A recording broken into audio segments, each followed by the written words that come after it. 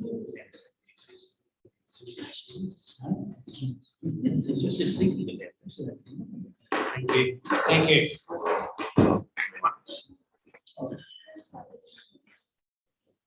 Welcome everyone to the December Buloke Shire Council meeting. This meeting is being broadcast via Council's website, and I wish everyone who is viewing a very good evening, and I hope you're doing well. I'd like to acknowledge the traditional owners of the land on which we are meeting and the lands to where tonight's broadcast reaches.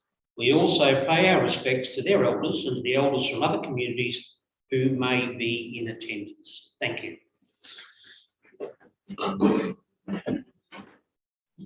Just some housekeeping rules for this evening's meeting. Look, tonight we're holding the meeting as a hybrid meeting of the Buloke Shire Council. Throughout the meeting, councillors must be able to be seen, hear and heard.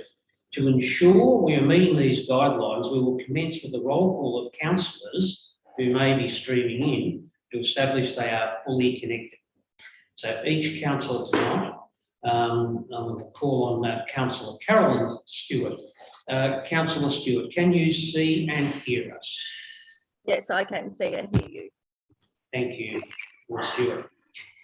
If a conflict of interest is declared, the councillor or councillor who has the conflict will be removed from the meeting completely for that item and be reinstated after that item has been dealt with before the meeting can proceed. Councillors will vote by showing their hands, making sure their raised hand is within shot. If any councillor or councillors lose connectivity during the meeting will be suspended until the connection is restored for all councillors, unless the councillor indicates that they are unwell and have to leave the meeting. If council's broadcast of the council meeting experiences technical difficulties and drops out, the meeting will be adjourned for 30 minutes to re-establish connection. Thank you, councillors. Councillors, do I have any apologies for this evening's meeting?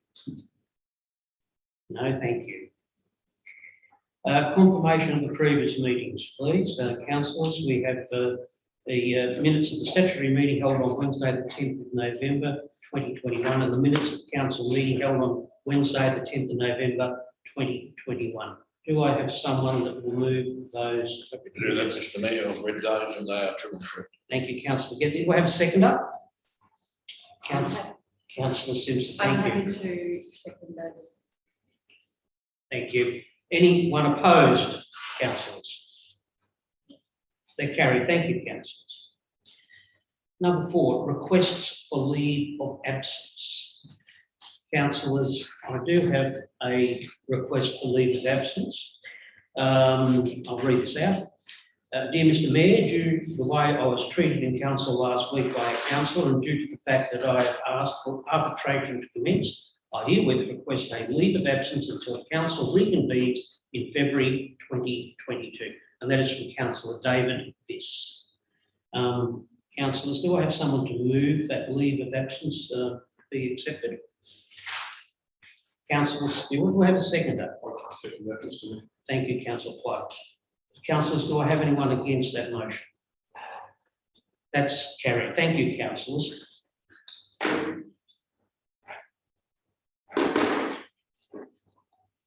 In accordance with Section 130 of the Local Government Act 2020, councillors who have a conflict of interest in respect of the matter being considered at this council meeting must disclose the conflict of interest in the manner required by council's governance rules 2020 and exclude themselves from the decision-making process in relation to that matter, including any discussion or vote on the matter at any council meeting or delegated committee and any action in relation to that matter. This must occur immediately before the matter is considered and discussed. Councillors, do I have anyone to declare a conflict of interest? Councillor Getley? Thank you, Mr. Mayor. Yes, that I will be declaring a conflict of interest in 8.6.2, and just prior to that being put forward, I will disclose the conflict that you have. Thank you, Councillor Getley. I too have a conflict at 8.2.4. It's a direct conflict because I've prepared the application for a community grant. So I'll declare that at the appropriate time. Thank you, councillors. 6, questions from the public.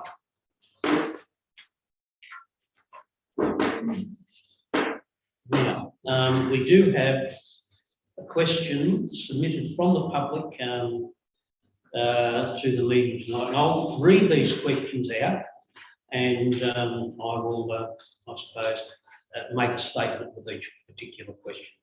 These questions were submitted by Lisa Fraser. In a statement, she says, the Buloke Shire Council acknowledges that its health and wellbeing challenges providing support to vulnerable people.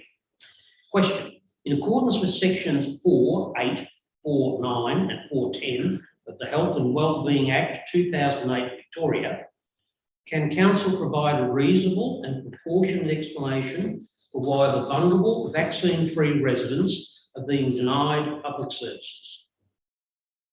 The response to that question is Council is required to conduct its operations and services in accordance with the advice directed from the Chief Health Officer and the Victorian State Government.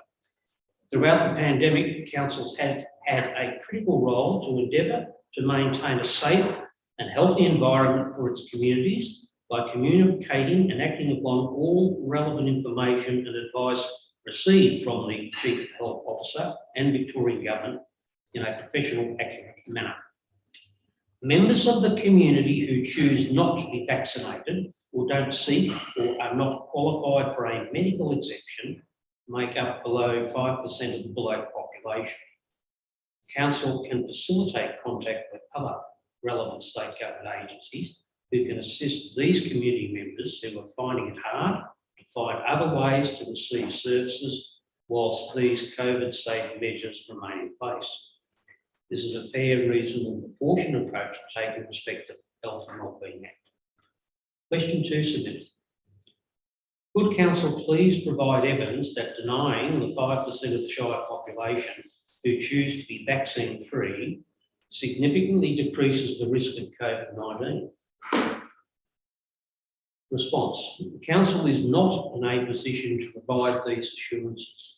If you have further queries on this matter, this is best to be directed to the state government. Council can assist in providing those details.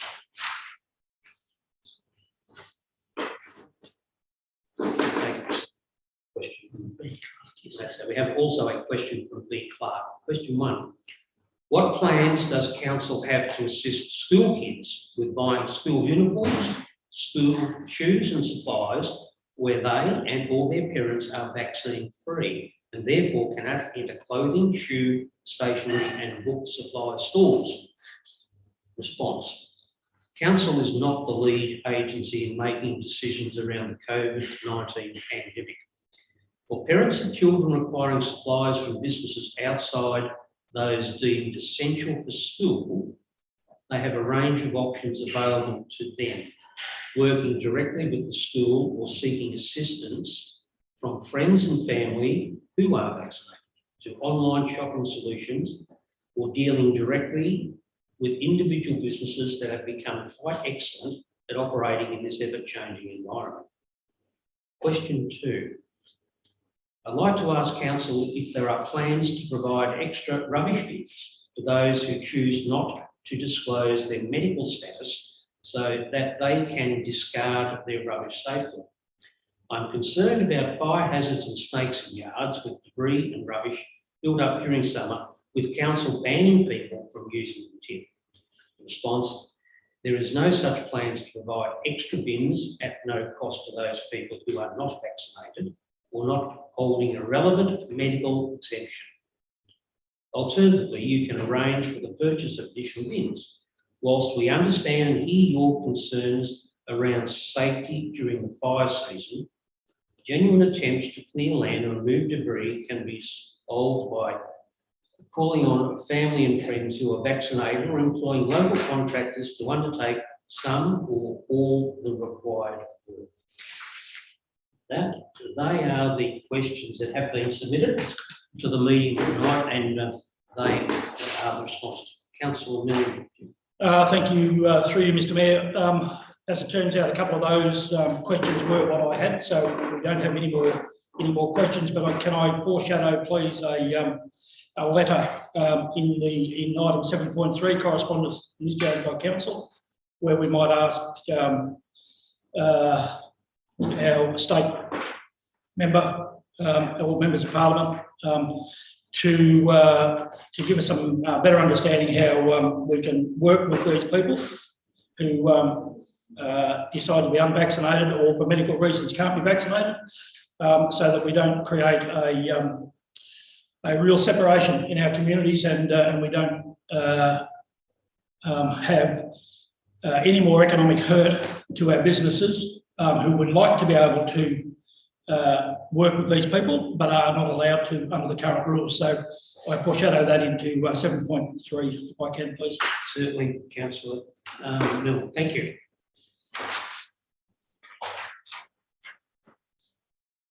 Seven point one procedural items. A report of the council assemblies.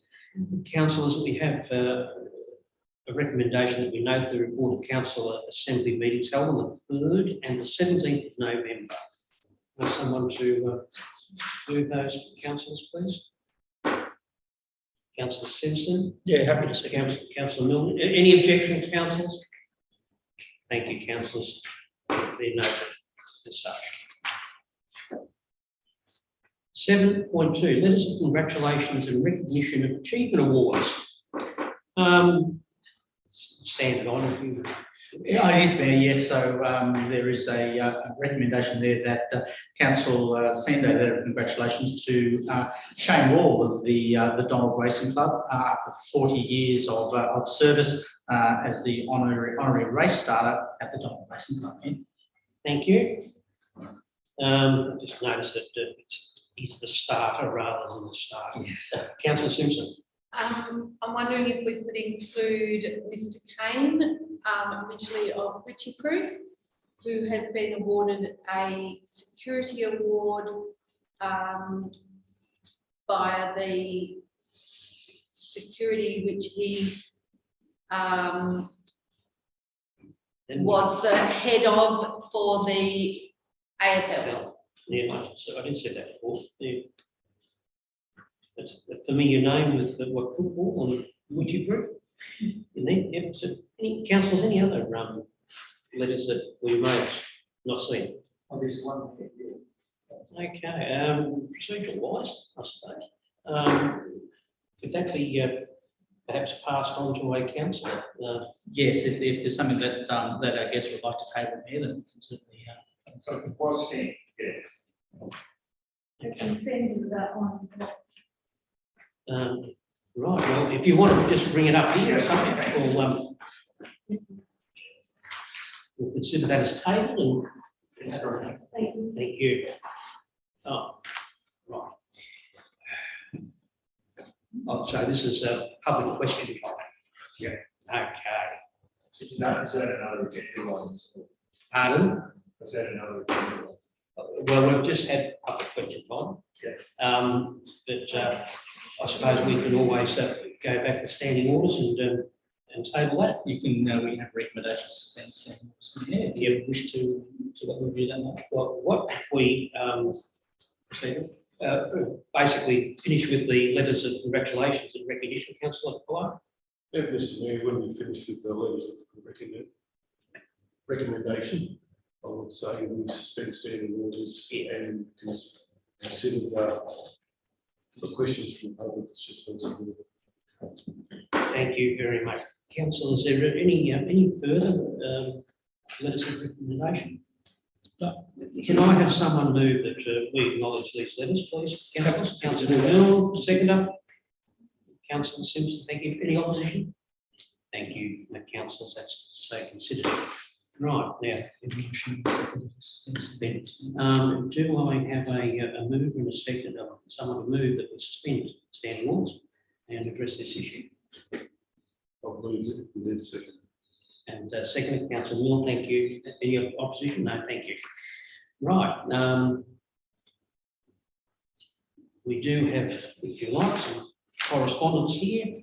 Question time. Look, I'll just read this out. Question, and this is from Cheryl O'Connor from 19 High Street in Charlton. Re Mount Witchy Proof. What does council propose to do to look after and protect the emus during the summer? They require food and water source. What is council proposing to do regarding repair of the emu fence? Question, relate to it. Why was the Murray Allen plan for installation of self-contained cabins not included in the conservation management plan? What does council plan for the protection and integrity of Lake Tyrrell in these circumstances? Okay, these are obviously important questions.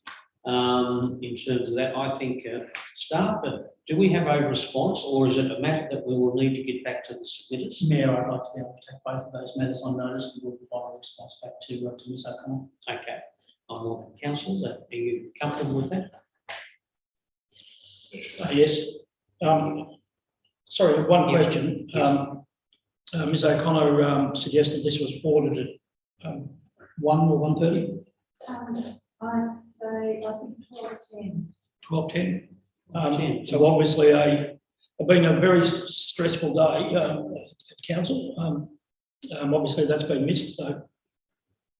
Yeah, through the Mayor, Councillor, yes, I certainly wasn't aware of these questions. We had a number of others that came in today that we've obviously prepared responses for.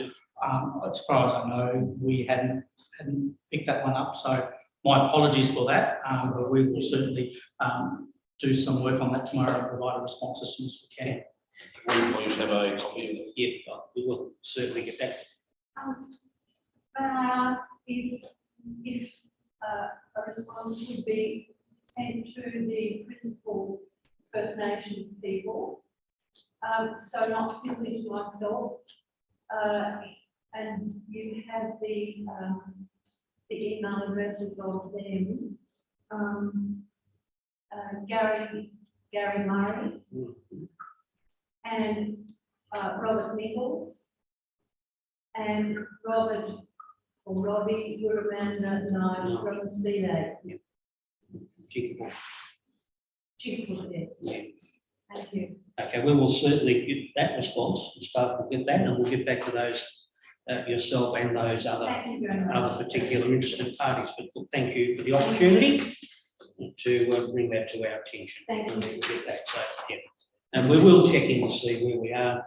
I mean, that's it. So Thank you, pass it on, staff. So thank you. So we've, I suppose, finished with that particular item. So I think we've suspended standing order. So we need a motion to come back in, so to speak.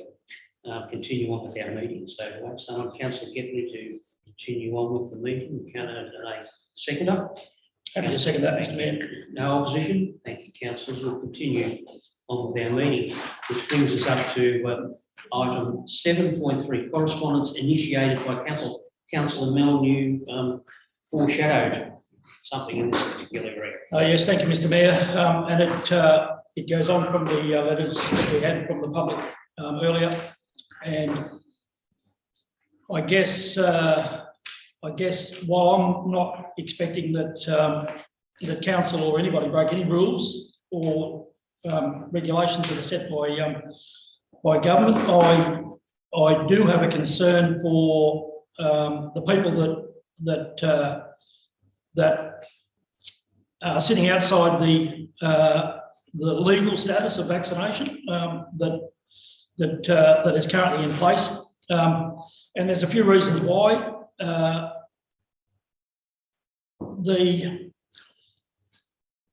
I guess the message that I would like to send to our local minister, our local member, and to the state government is that the rules and regulations are all very well, but it is creating hardship within our communities. It is creating hardship within families, and that there are a number of consequences of the legislation that we would really like to see reviewed and overturned or manipulated to make it possible for these people to continue to be part of the community that they live in and they love so much. Some of the examples that I'm hearing that while parents aren't permitted to go to some of the sporting events and cultural events that the kids are involved in, their children are involved in. We see that parents can't attend swimming lessons, can't be with their kids at swimming, they can't be at school concerts, and they can't be at other organisations that don't allow, obviously the unvaccinated or the like to be in. We also have restrictions, as we've heard, on rubbish. So you know, somebody can't even take hard rubbish to the tip, or rubbish to the tip to dispose of it. So I guess my concern and the concern of these people is that it is causing segregation. It's causing a mixture of community attitudes and certainly community spirit. It is of all things creating a level of mental health worry that I guess we don't really need in this day and age when there's enough of that around already. So what I'm asking is that council writes to our local members or the local member, state member, and to the current parliamentary or members to the current government in Parliament, and that we ask them to consider the situation that is currently before us with all these rules and regulations, and that we urge them to review them, to make them more workable where possible and not create separation. And I guess the other thing that I'd like to see happen is that we encourage our communities to find ways to work with the people rather than segregate them. And that is by making their business known to everybody that online shopping can be done there. Whether some more street trading could be footpath trading or front door trading could be initiated, so that these people can still shop in their own town, as we're hearing that you know, if you can't buy stuff locally, they'll go to the shops that will let them in, and there will be some that let them in for sure.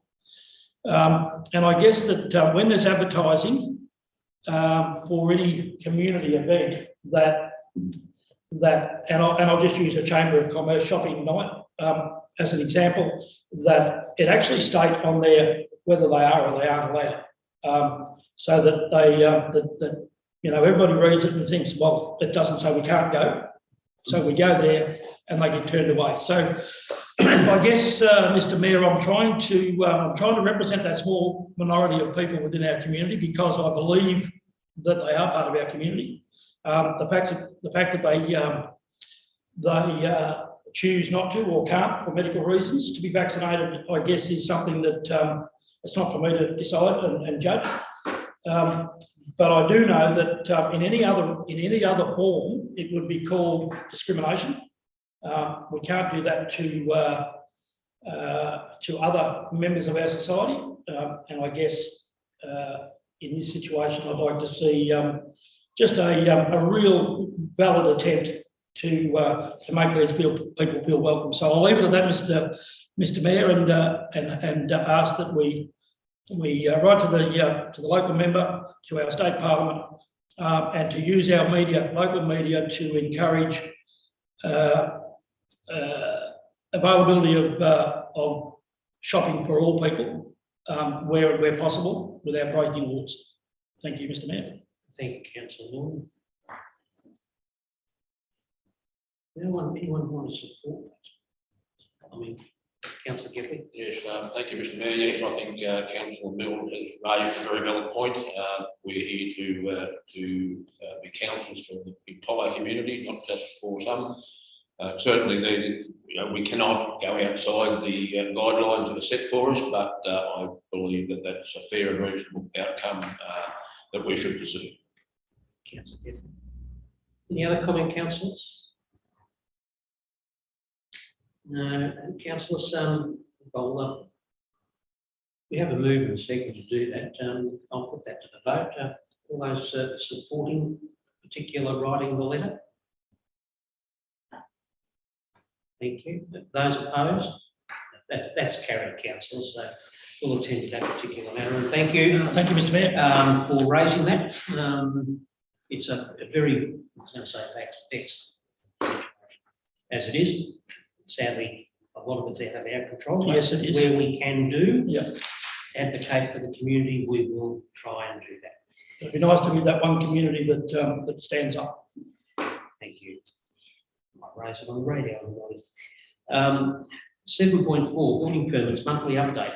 Excuse me, Mr Mayor, could I just raise an issue on 7.3 before we move on? Sure. I noticed that the letter to Telstra has dropped off this particular list.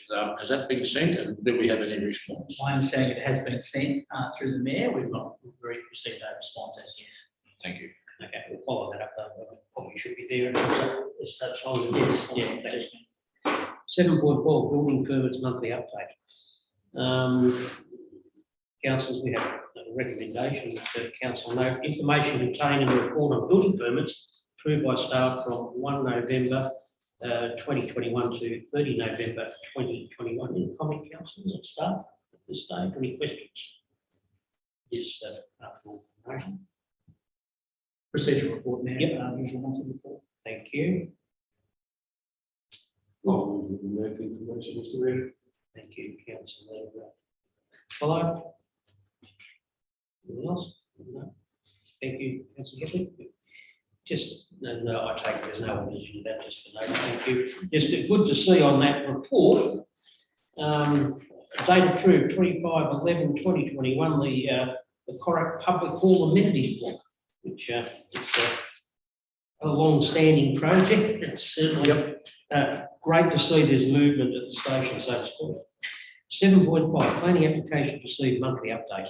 Again, council is a recommendation to note the report that contain information there. Someone to, any comments about that report, which is rather extensive. There's obviously money out there for lots of projects going on. Any comments, council, questions before we get someone to move the second that? No, someone to move. Thank you for noting. Councillor Pollard, Councillor Simpson, second. No opposition. Thank you, councillors. That's carried. General business policy reports. 8.1.1 flag flying policy. Mr. Fitzgibbon, looking over there. Thank you, Mayor, and through you, council, this policy relates to the flying of flags at council's offices, other buildings and flagpoles that may be built at council locations in the future. Council first adopted the flag flying policy back in 2018, and the key updates in this revision are capturing flags flown indoors at council meeting spaces like the three behind you now, flagpoles that may be erected in the future as part of council's projects, and appropriately recognising former councillors and their civic contributions. Councillors, tonight the flag flying policy comes to you for adoption. Thank you, Mr. Fitzgibbon. Any questions, councillors? No question, Mr Mayor, but it's a very straightforward policy and well written and very clear on what the outcome should be. So well done, Mr Fitzgibbon. Thank you very And I'm much. happy to do that. Okay, well, we have a recommendation that council, 1, adopts the flag flying policy, and 2, places the policy on council's website and informs the community about the policy. So councillors get me to jump in to preempt that, to move it. Do I second it? Yes. Councillor Milne, second. Any opposition, councillors? Carried. Thank you very much. 8.12, procurement policy. I always have trouble with procurement. The underpreparedness, you. Thank you, if you'd like to introduce that. Thank you, Mr Mayor, and through you, councillors will be aware that the adoption of the procurement policy under the Local Government Act 2020 is required prior to the 1st of January next year. The policy is largely reflective of the current policy, which was adopted by the council in June, with some key changes which were introduced to reflect the new legislative provisions under the new Act. One of the biggest changes that all councils in Victoria are considering as part of the procurement policy is the removal of the procurement thresholds which previously gazetted under the Local Government Act 1989. This draft policy presented this evening proposes that the tender threshold under the policy is aligned with the CEO delegations, which is currently $250,000 inclusive of GST. Furthermore, there is no obligation within the legislation to re-adopt each financial year. So the proposed policy term would be for a 4-year period. One of the other key changes is really a bit of a cosmetic change where we have clarified and set out the exemptions that will be applicable under the policy at the back end of that document, just to ensure that the community fully understand and councillors and staff fully understand the application of those exemptions, with the expectation that any exemption granted in consideration of best interest of the community is also reported through to the Audit and Risk Committee at its next meeting as well. The policy is recommended to council this evening for adoption. Mrs. Yu. Any questions, councillors? Councillor Milne. Thank you, Mr. Mayor. Can I just ask for some clarification, please, on I think it's on page 28 of the document. So it's under the buy local content, which has received a bit of interest from the public in the last month or two at different stages. The last paragraph, council may, where it is reasonably practical to do so, include a local content weighting of up to 10% within a request for quotation or tender evaluation criteria for projects above $30,001 in support of the buy local content principle in this policy. Why is there only a buy local percentage component for above that amount of money? Thank you, Councillor Milne, and through you, Mr. Mayor. The inclusion of that amount is reflective of when a formal request for quotation is triggered. So under that amount, there are, I guess, more flexible circumstances within which a quote can be obtained. So a verbal quote, one verbal quote under a certain amount of money, 3 verbal quotes under a certain amount of money. But when you move into an RFQ situation of anything above 30,000 inclusive of GST, that becomes a formal quotation process where suppliers need to respond to specific criteria in order to be awarded goods, services, and works contracts. Thank you. And a further question, if I may, is 10% a standard, or is it is that the figure that we have to work with, and do we know of any other councils that have a higher weighting? Mr. Mayor, I can answer the second question, and I would be happy to take that on notice. Certainly, there is no standard or reflection on the content and best practice methodology, and the 10% I think was carried over from current procurement policy when we drafted that 2 years ago at the specific request of the council.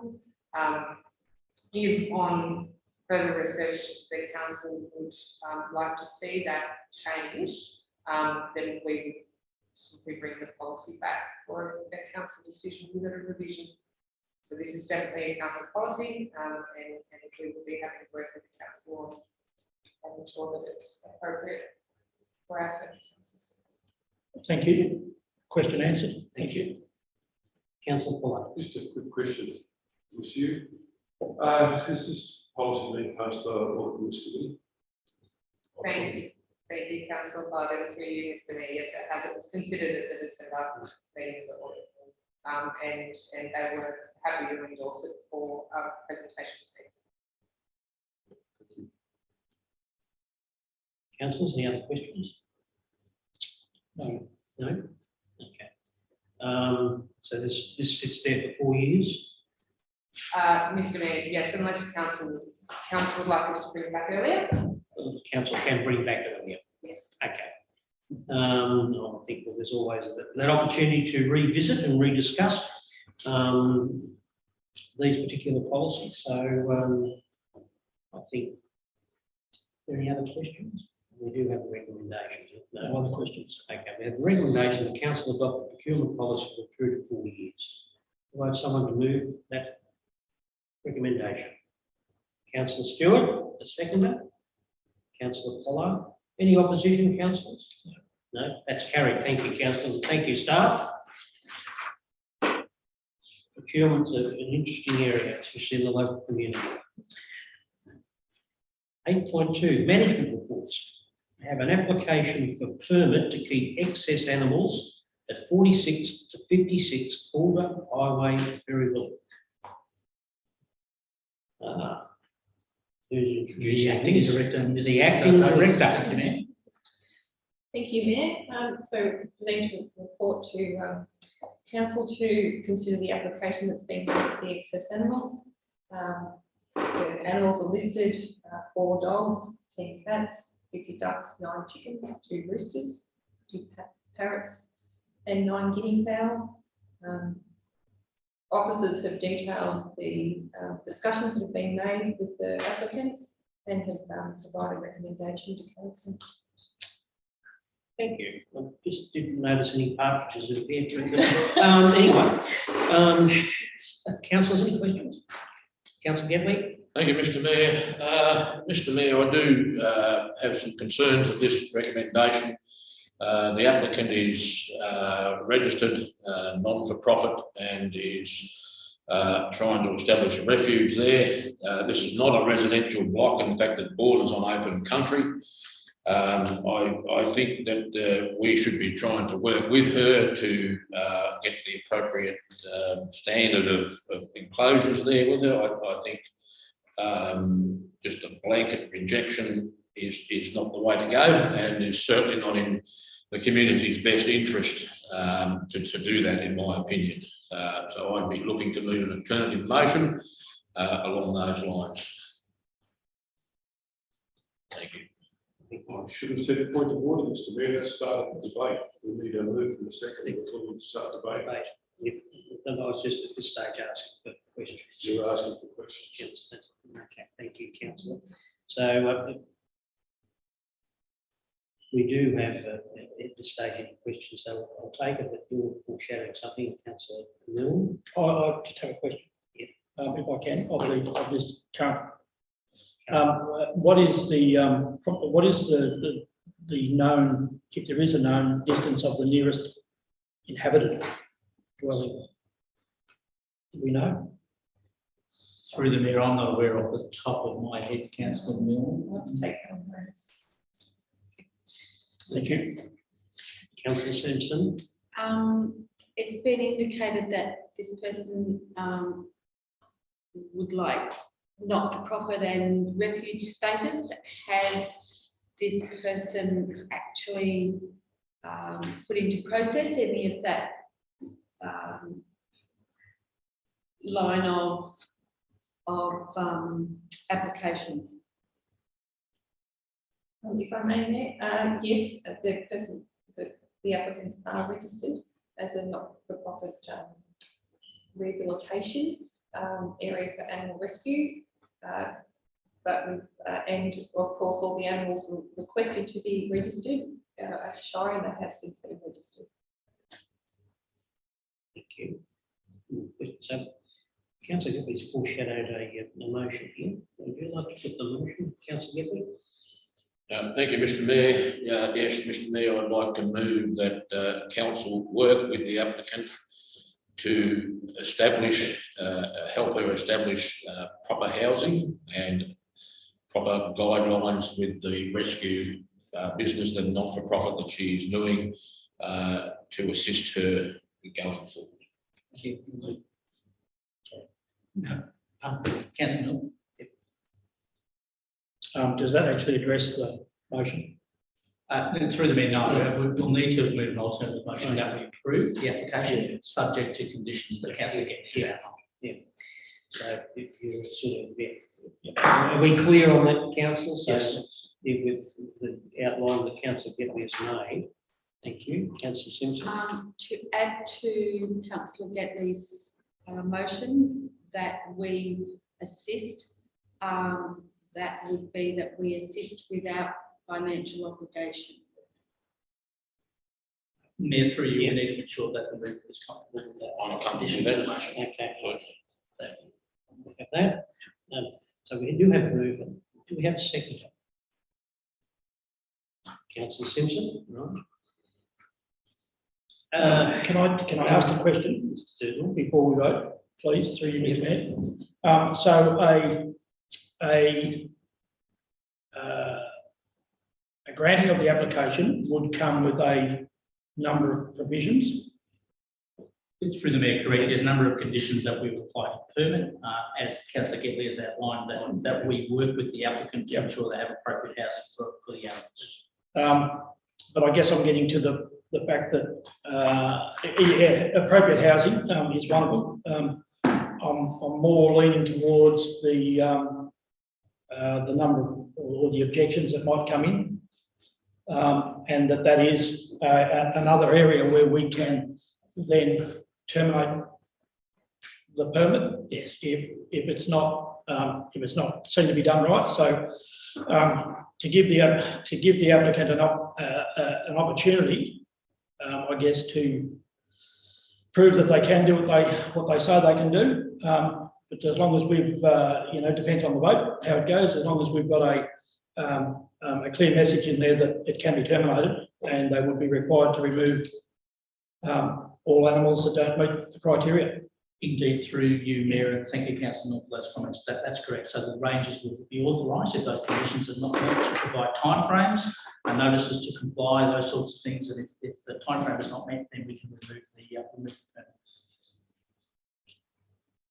Thank you. Is there any objection? Councillor Pollard. I am really concerned about, we've got the issue already. We've got a large number of animals there. The animal welfare that this place is given the animals that are already there is substandard. We're in the processes, we've got trouble with emus at Mount Ritchie as well, which we've been accused of not looking after them correctly. Then all of a sudden we're allowing someone else in the community to actually look after animals worse. So yes, it does concern me immensely with that, because we've already got objections and we've already had issues with local laws to get it to this stage. And local laws have already been trying to work with these people to get their items sorted. Thank you. Any other comment, councillors, or objection at this stage? No? Right, reply. Thank you. Councillor Getley. We just lost Karen. Yeah, now I'm assuming that she was ill. She would indicated that perhaps she would leave the meeting, so I sort of stated that, so I will continue on because she is well. Yeah, so Councillor Getley. Yeah, thank you, Mr. Mayor. Yes, just to write a reply that I just believe that if we do this properly, we put some stringent conditions on it, then there's every likelihood that this could be a success. Okay, thank you. Okay, councillors, we have a motion to consider in regard to that, which I think we're aware of. Those in favour of the amended motion? Show of hands, please, councillors. Okay, we have 3. Those opposed? That's carried in favour of the Councillor Stewart's back.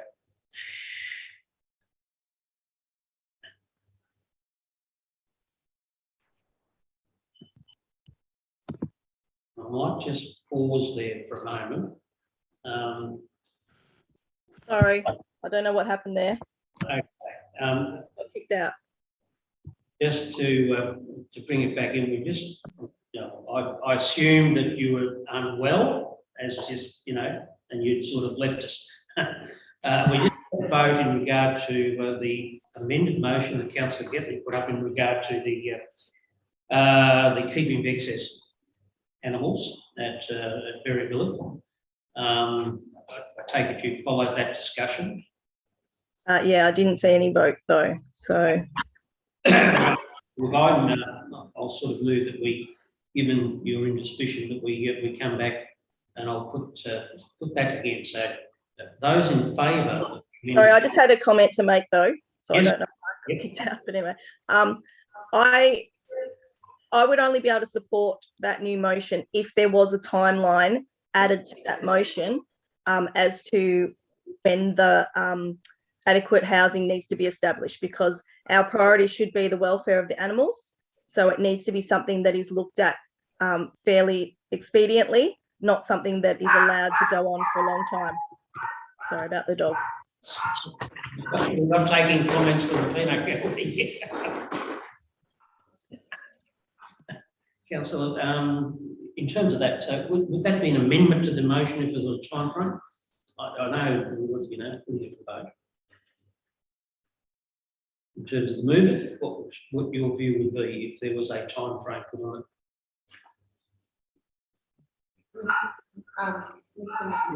The mover and the seconder, the amended motion, which is yet to be put to the council for a resolution, might like to consider whether they would be happy to include that as part of their motion, be specific about the time frame, so that every councillor is clear now what they're voting. Councillor Will. It's true, Mr. Mayor, is an opportunity to ask another question, or is that well gone? Given the issue at stake here, I'm prepared to take another question. Thank you. And through you, Mr. Mayor, I hear Councillor Pollard's concern, echoed by Councillor Stewart. I guess the question I ask is, if we don't give the applicant the opportunity to improve the status of life for these animals, what is their alternative?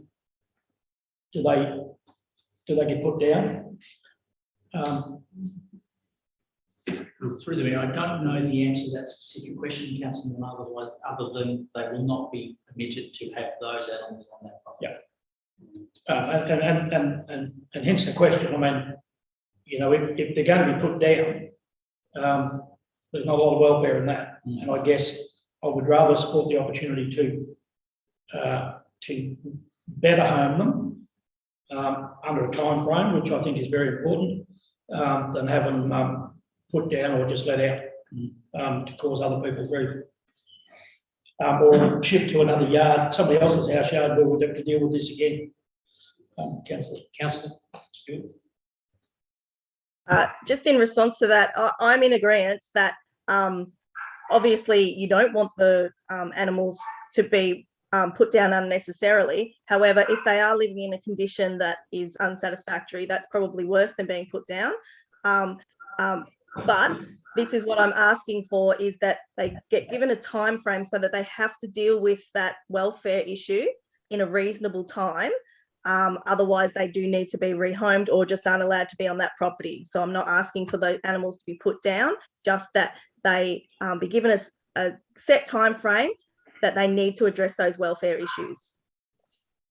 Thank you, Councillor Stewart. I'll come back to these moves in a second. Yes, Mr. Mayor, I will propose that 120 days for to come up to standard be placed on the permit. Would that be a suitable compromise, Councillor Stewart, other councillors? Without knowing the condition that the animals are being kept in, I guess that's okay if they're not in severe distress. Yeah, it's better than no time frame at all.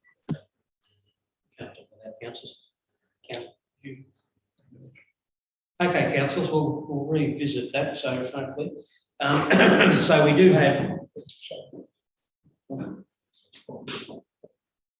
Sorry,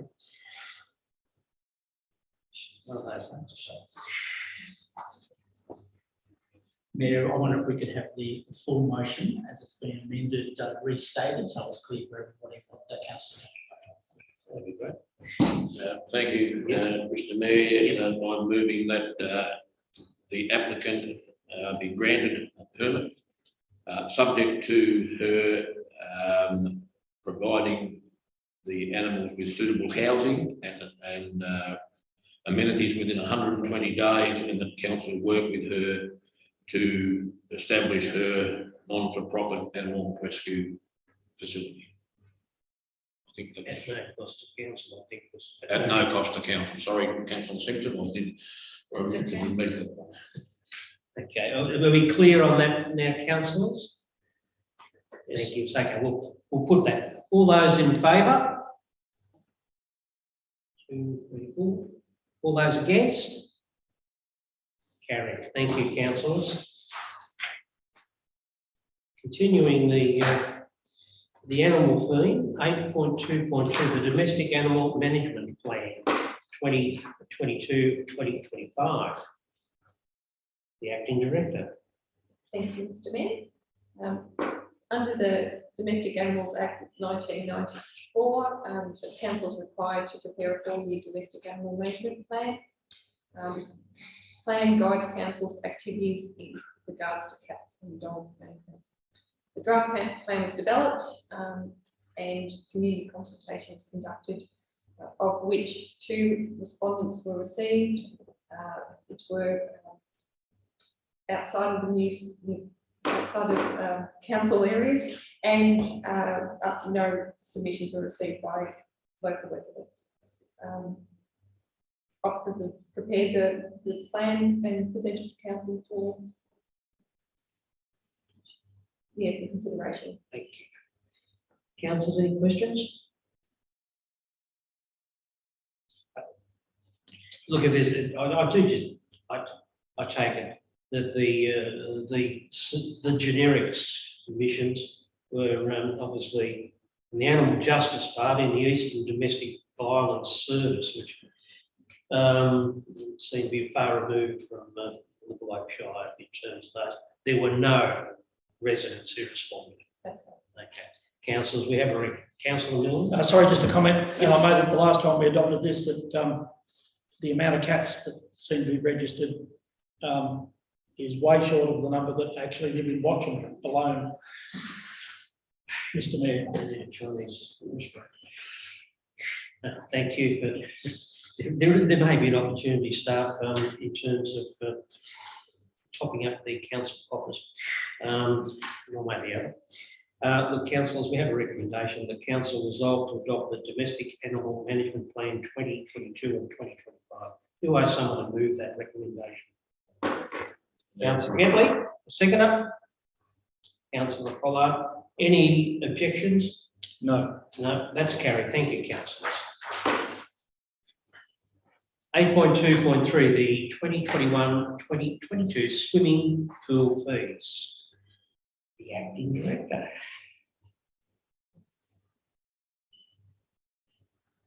Sorry. It's hard to find. Yeah, I'm sorry. There's a bit there tonight. I'm not. Page 63. Page 63. Yeah. So the report presented tonight is for council to consider the waiving of fees for the 2021-22 financial year for the pool hire lifeguard fee that was adopted in the annual budget. Following submissions from community groups, this has been raised, and council officers prepared details of options around this fee, and now present this for council to consider. Thank you. Councillors, any questions?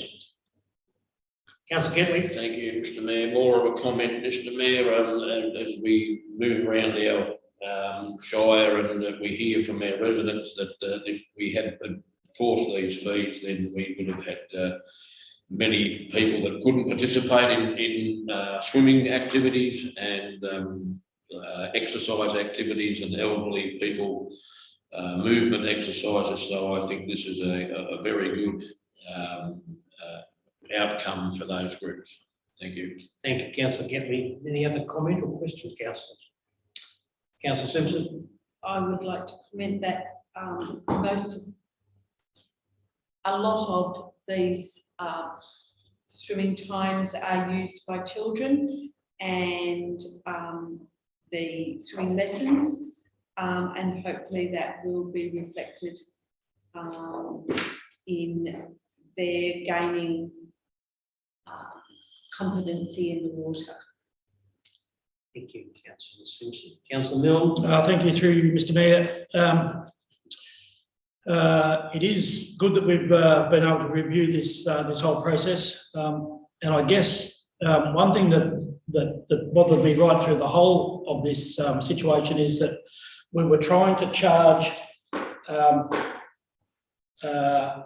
people who we wanted to teach to swim and people who wanted to use the pool for well-being and health benefits, as opposed to the average everyday user who was getting it for free, I guess. So, you know, in the future, when we consider something like this, I think we've got to look at it on a more holistic basis, and that we proportion the cost that we're trying to retrieve across a wider catchment, so that we don't disadvantage the opportunities that our young and old might get out of this. And I'm not specifically saying that they're the only ones who get benefit out of this swimming program, because the economic benefits that come with those who shop in towns from out of town is obviously something we want to encourage as well. So I commend the staff for taking up the challenge to provide something as an alternative.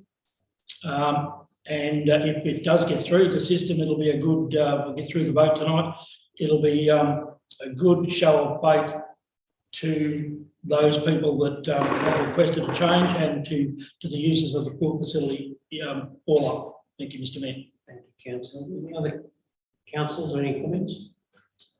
Thank you, councillors. We have a recommendation before us. The council one, waive the lifeguard fee of $50 per hour for all swimming pool hire bookings in the 2021-2022 swimming pool season 2.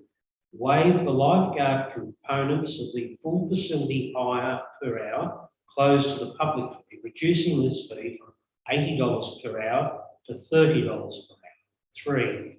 Waive the lifeguard component of the full facility hire per hour, commercial schools, reducing this fee from $80 per hour to $30 per hour. And 4. Stopping of the banking cold weather days for use at the end of the 2021-2022 season to minimise the impact of waiving fees to council budgeted position. Do I have someone to move that recommendation, councillors? Councillor Gatley, Councillor Pollard, second. Thank you. Is there anyone against the motion, councillors? No, that's carried. Look, just a comment as we close that one. Thank you, staff, for going through this again, but also, more importantly, thank our community for raising this with us and being very, I suppose, vocal and making sure that we respond to their needs. So lesson learned, that's always good to see. So, yeah.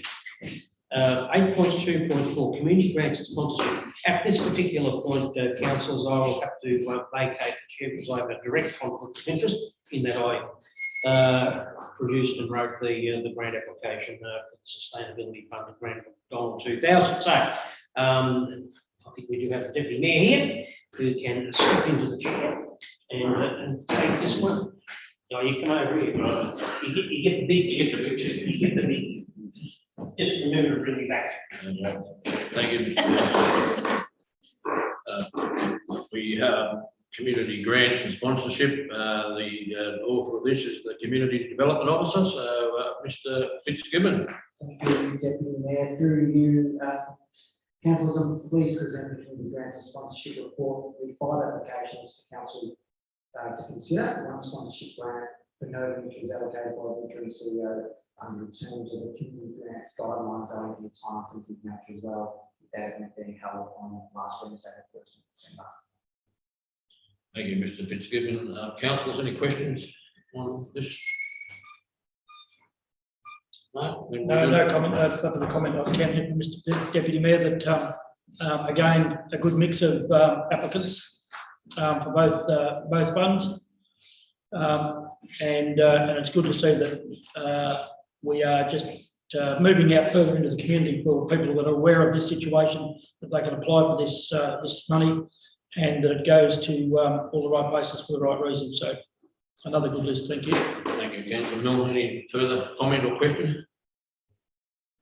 We do have a recommendation that Council 1 allocates the following funding under the Community Grants and Sponsorship Program: $1,000 small capital equipment grant to Birchwood Playgroup, $8,717.33 sustainability grant to Donald 2000, $2,000 project support grant to Birchwood Business and Learning Centre, $500 small capital equipment grant Witchy Proof and District Lawn Tennis Club, and $4,948.08 sustainability grant to Witchy Proof and District Lawn Tennis Club. And also notes that a grant of $250 was awarded to Mallee Sports Assembly for their International Day of People with Disability function, and that was approved by the interim CEO as per the community grant and sponsorship guidelines. Would I get a mover for that, please? Councillor Pollard, thank you. And seconder? Yeah, happy to second that. Councillor Milne. Anybody against? That's carried. Thank you. Sorry, I'm just going to grab the mayor.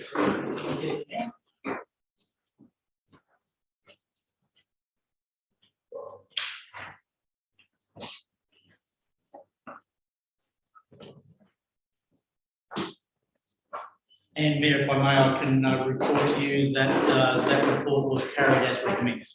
Thank you.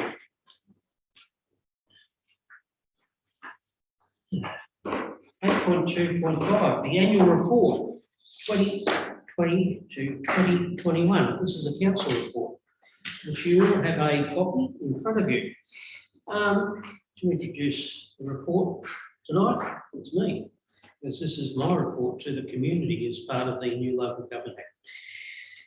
Councillors and community, tonight it gives me great pleasure to present the annual report of 2021.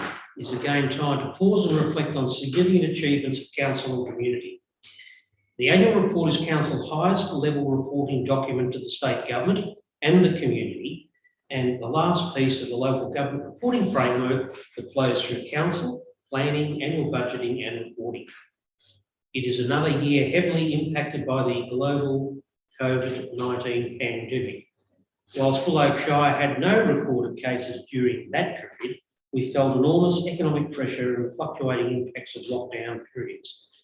Again, our community showed the way in its response to the pandemic, answering the call of the challenges as presented. Council did all it could to be a community leader and communicate clearly and quickly to support the community. We also took the opportunity to improve the fortunes of local families by participating in the Working for Victoria program, opening up 50 temporary full-time positions to work with council. The Year 4 annual plan was strong on project delivery on the back of solid financial planning and advocacy, and it rounded out a hugely successful plan for 2017 and 2021. We are working hard to make Buloke an attractive place for our families and a viable option for those looking for change. New early years centre opened in Charlton and Witchy Proof, and an improved facility is on the way for Sea Lake to complement the contemporary facilities in Birchwood and Donald. The Buloke Play Spaces Trail is funded and will become a reality in 5 towns across the Shire in the medium term. Brand new tourism facilities have opened at Lake Tyrrell and complement the 2 silo art stops across the Shire to position as well in the domestic and, where possible, international market, I suppose, when it returns. Hopefully that's not too far away. Our Buloke Streetscape projects will invigorate our towns, has also commenced with Birchwood well progressed and Witchy Proof kicking off. Again, for large periods, we couldn't come together to celebrate as is our Buloke way. Despite this, council was able to stage its annual Australia Day event in Nullarbor, despite the Vita typical Mallee summer day and the lake change of venue to the recreation reserve for safety and comfort. A magical night ensued. Year on year, the event grows into a centrepiece of our community. And, in terms of that, one acknowledges the work of former councillors and mayors in actually developing that event. I think you're right, that is a centrepiece event for the Shire. Council continues to play our role in mitigating climate change, whilst at the time we were still developing our now adopted climate change mitigation and adaptation strategy and plan. Over the past 12 months, we have committed to the Charging the Regions project, the MASH project, and become a founding member of the Victorian Energy Collaboration. I thank you, then Mr. CEO, Mr. Anthony Judd, to all our staff and my fellow councillors for their hard work throughout the year. And it would be remiss of me not to thank and mention Mr. Travis Fitzgibbon, who led again the compilation of annual report with the magnificent Watcham Lake adorning the cover. For those who want signed copies afterwards, I'm sure Councillor Mill will help us out there. Plenty of copies in track. With that, so that'll be great. With everyone pulling in the same direction, our organisation is delivering what we promised our community. We are building a better way. Councillors, tonight we have a recommendation that Council receives and notes the Buloke Shire Council Annual Report 2021, presented as an attachment to this report, and advertises that copies of the annual report are available on Council's website and from Council's Approved Customer Service Centre. Before we move to that, are there any questions or comments, councillors? Councillor Milne? Comment, and I think you've, three of Mr. Mayor, you've said it all. It's a reflection on another great year that we're able to put together under those circumstances. It's a collaboration of a lot of people that make that happen. While we can sit here and come up with ideas, the people upstairs and around us got to do the work. So it's a real joy to be able to sit here in the position we're in at the moment compared to 7 or 8 years ago, and report that the Shire is in a much better position. We're delivering on what we can deliver on, working to better things that we're still got to work on, and that our staff are well and truly engaged in the process of making it happen after we've all agreed on what we're going to do. So it's a great report. Congratulations to Travis for putting it together, and I think we're all very proud of what the Shire has achieved in the last 12 months. Thank you, Councillor Mill. Councillor, so I have given the recommendation. Do I have someone to move that this report be received? Councillor Pollard, do I have a seconder? Up there. I keep forgetting. Look up. Thank you, Councillor Stewart. Any councillor opposed? No. Thank you, councillors. That's carried. Thank you very much. And again, thank you, staff and everyone for the year that was, so to speak. Etc. Here, we'll flip through about 34,000 pages. We'll come up to the next little section. Here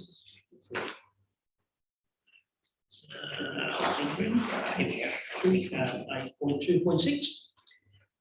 Application to Rural Council's Transformation Program Round 2. This is you. Thank you, Mr. Mayor, and through you. The state government have opened a second round of the Rural Council's Transformation Program, which will enable the council to provide funding to support the initiatives that are currently contained in our business transformation strategy. Council staff proposed to partner with the Buloke Shire Council and the Ararat Rural City Council in investigating opportunities to share common ICT platforms across our core business functions. The formal application is due for submission by the 10th of December, and as part of the application process, we do need to provide evidence of council support for the proposal. The specific outcomes for the council are should we proceed, and also should we be successful with the application, are outlined in the body of the report. So the Rural Council Transformation Program funding application estimates a total investment required to achieve stated benefits at $783,000, with an application to the funding body for $750,000 and a shared contribution across the three councils for the balance.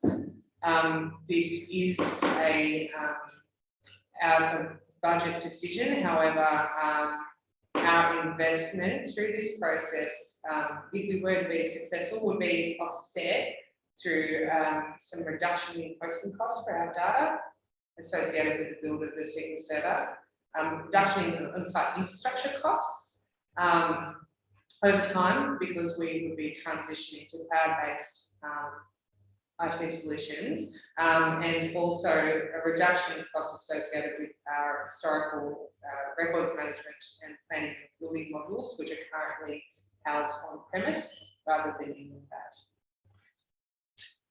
The motion is before the council for consideration. Thank you, Mrs. Yu. Councillors, any questions? Just, Councillor Getty? through you, Mr. Mayor, the cost savings, if to us, I didn't, in that, what would the cost savings benefit to what we currently do?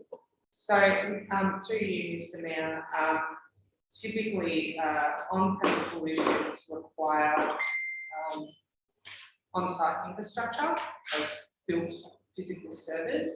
As we move to transition from on-premise solutions to cloud-based solutions, ultimately our requirement to maintain and purchase new hardware servers becomes diminished. So those costs in terms of reducing our ICT hardware and infrastructure will be present as we transition into the cloud. And also typically on-premise solutions also cost more in terms of ongoing license fees because they require ongoing maintenance and those sort of issues. Whereas if you move to a cloud-based environment and certainly sharing systems in common systems and platforms, we're anticipating that there will be savings associated with other people hosting our data rather than us hosting it ourselves. In addition to that, because some of the systems that we're looking to replace if we're successful in this application are very old systems, our license fees are pretty significant compared to software as a service subscription-based fees as well. So, for example, one of the systems that we will be looking at replacing, I think, has an annual fee of $60,000 just to use the system. That fee will be significantly reduced with a with a payback period associated with the transition to the system of 2 years, I think, based on our previous analysis. Thank you, Mr. Chair. Thank you. Any other questions, councillors? Councillor Simpson. Through the Mayor, the RCTP funding application estimates the total investment required to achieve stated benefits as 783,207. Yeah.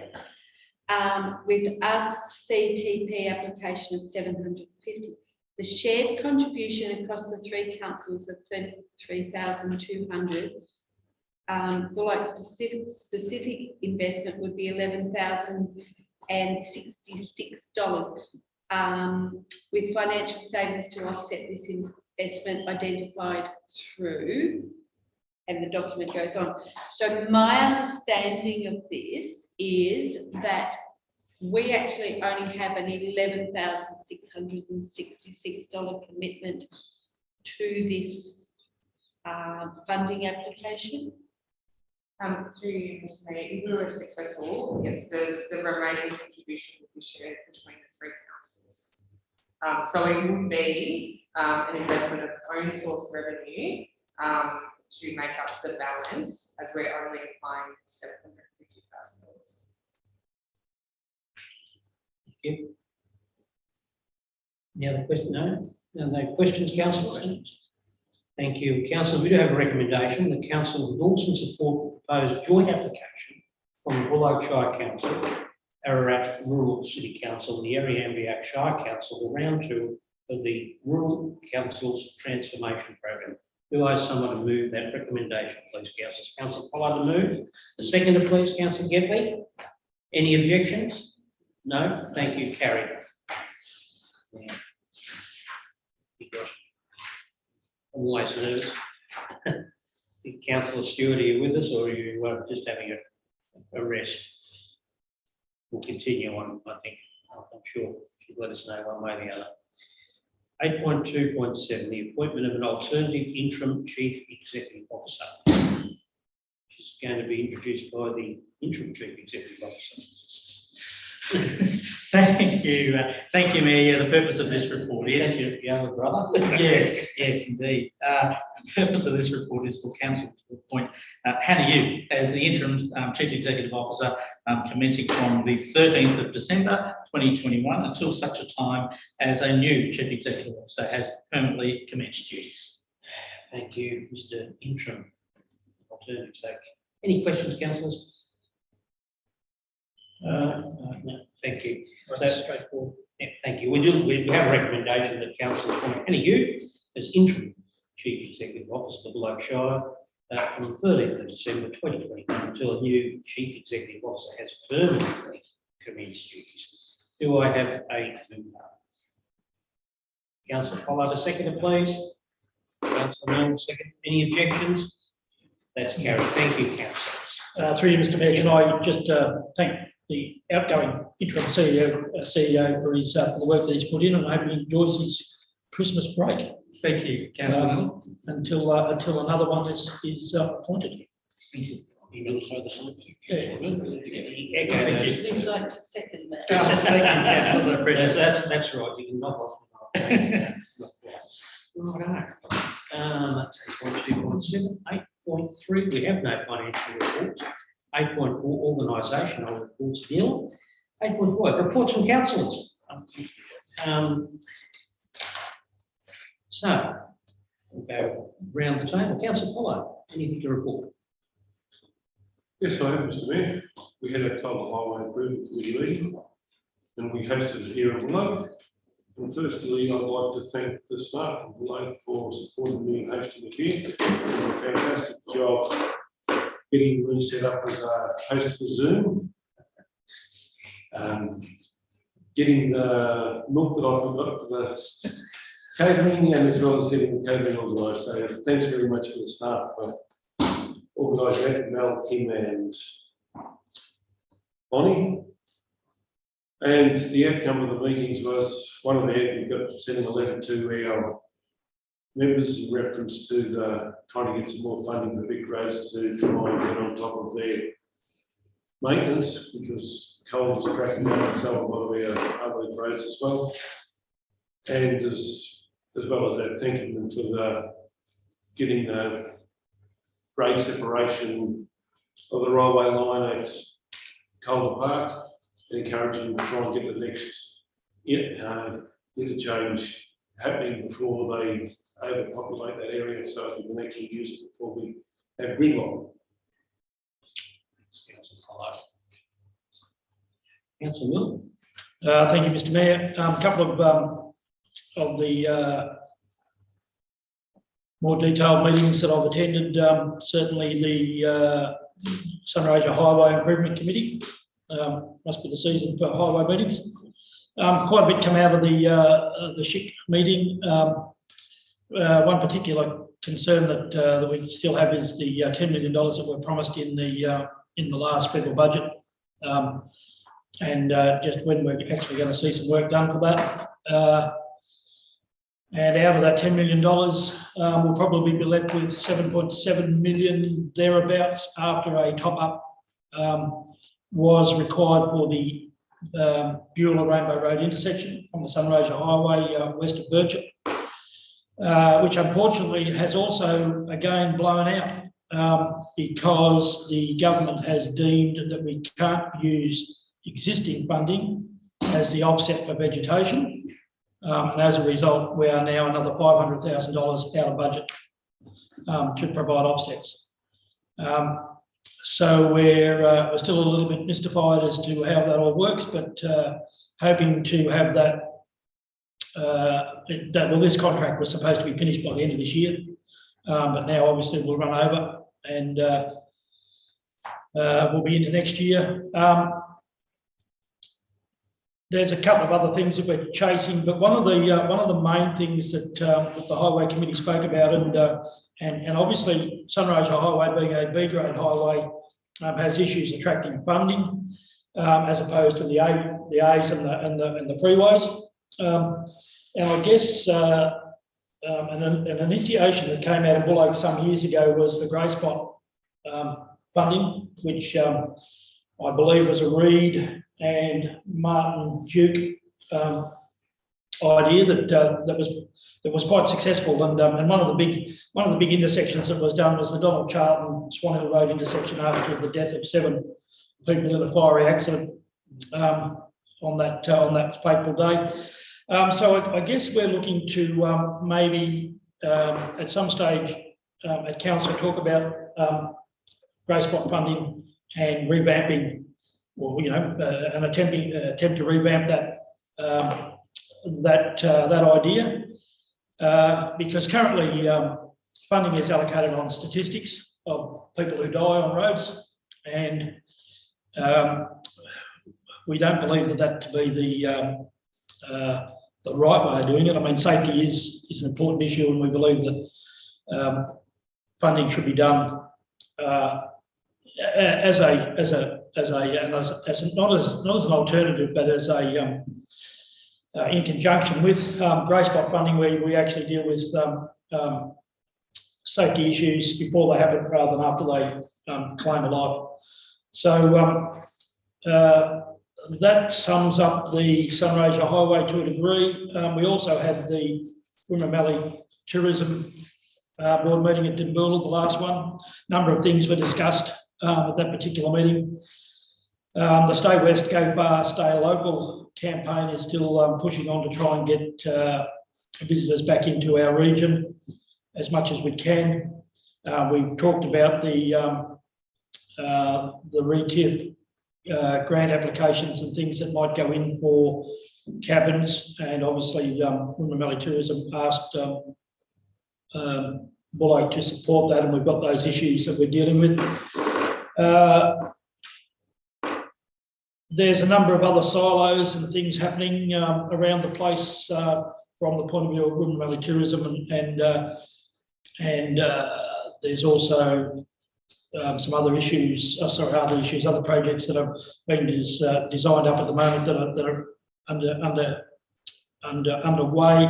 The Blue Shilling Silo in Rainbow, which was $1.8 million worth out of the last round of funding, is progressing, and that's to put an elevator and a lift or stairs, a viewing platform at the top of that.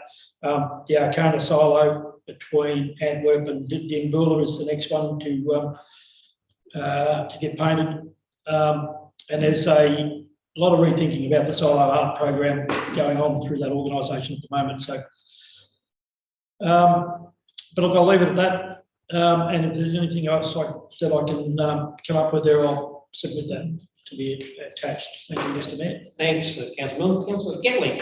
Thank you, Mr. Mayor. Just through the month, I attended the Kalgoa Development Group meeting, the Van Sea Lake meeting, and this morning the EDITAC meeting, and I also attended via Zoom the Wimmera Southern Mallee Transport Group meeting, where we were briefed by the representatives of the rail regarding the different lines and upgrades that they are seeking and work they're going to do going forward, and they're to provide some written notes to all councils on that.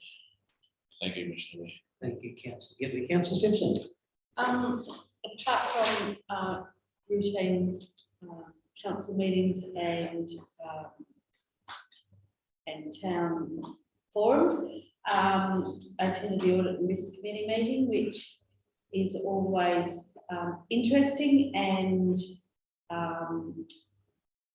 it reinforces that the council is in a good position. I also last night attended the North Central Land Board meeting, and there are a lot of programs being planned for next year that weren't able to take place in person this year. And one of the highlights of that meeting was that we endorsed some policies, one being the procurement policy, which has given a 10% loading to local content. Thank you, Councillor Simpson, and just a couple from me over the month. Always very busy. International Men's Day, which we celebrated in the Buloke Shire, by the Mayor presenting a freshly baked rich fruitcake to each office and depot for the guys to enjoy a bit of fruitcake and a cup of coffee to celebrate that. Reciprocating the fact that we acknowledged International Women's Day earlier this year with flowers.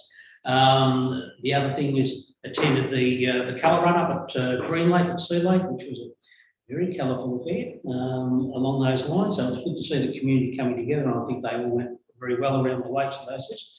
I suppose on a worrying note, I spent some time at a landowners meeting at Sea Lake and Lake Tyrrell, apropos to the various issues pertaining to that area in terms of cultural heritage and management plans and the attack on farming communities up there, which they feel under threat. So that was a very varied month that they're there. So a lot to report, but the full report I'll table as I have done in the past, and we formulate part of that particular meeting.